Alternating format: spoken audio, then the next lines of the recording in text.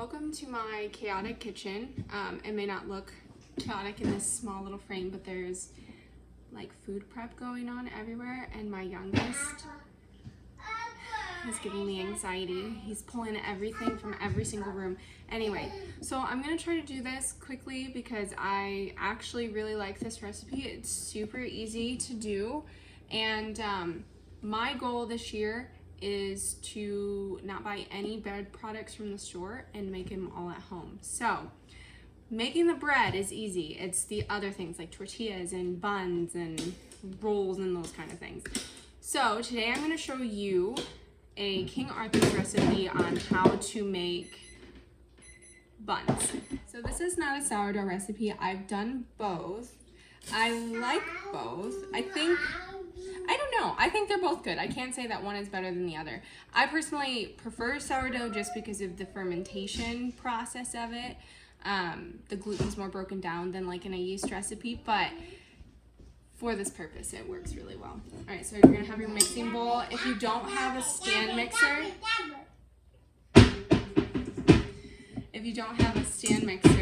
just a bowl and a spoon, and you're gonna stir. So I'm gonna start with 3.5 cups of all-purpose flour.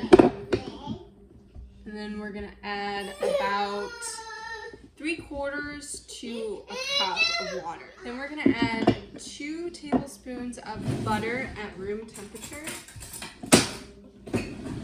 I just eyeball it. I don't, probably not exact, but.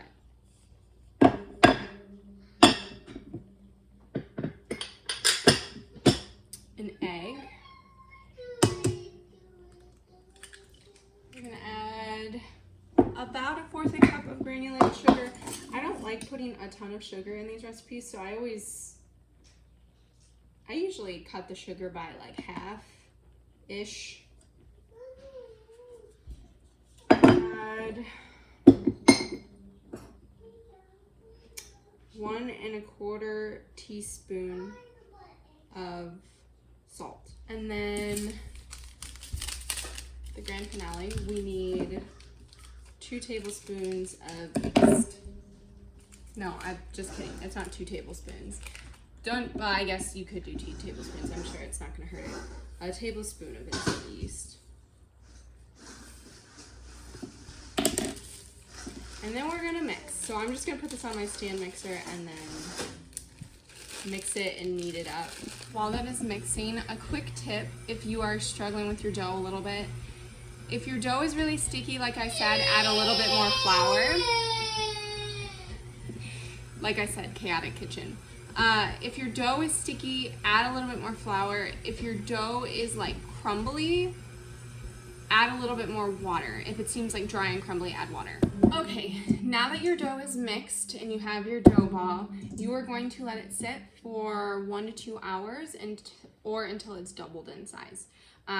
So I'm gonna cover this with a damp towel just so my dough doesn't dry out, and then once it's risen, we will shape the buns. Okay, so it's been a few hours. I've let my buns rise. So now I'm gonna scoop it out and cut it into 8 pieces. You can make them smaller or you can make them bigger. It just depends on what you're gonna do with them.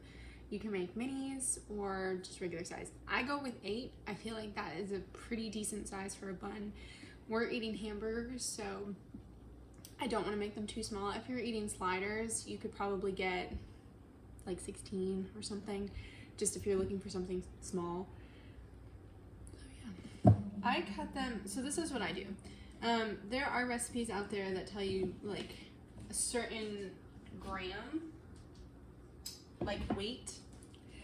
I can honestly say in every single recipe I've ever used, I have never weighed my pieces. I've always been like, that looks good, which shouldn't be surprising that that's what I do here. So I work my dough, kind of get it into like a ball, and then I will cut it in half. So I'm gonna cut it in half. aside, and then I'm gonna take this piece and cut it in half again. And then I'm gonna take half of that and cut that in half. So then I have 2 rolls. And I'm gonna do the same with that piece. So on and so forth, right? Does that make sense? So each half will yield you 4 buns. All right, now that I have them all cut up into buns, I'm going to roll them up into like little balls. And then all I'm gonna do is, usually I would do this on my cutting board, but just so you can see, is just flatten it with the palm of my hand. See how it's flat? So it's like a cookie looking. Then I'm gonna set it on my cookie sheet. So I just did a cookie sheet with some parchment paper on top. And then I'm gonna do that again. So I'm gonna roll up the ball and then flatten it with the palm of my hand.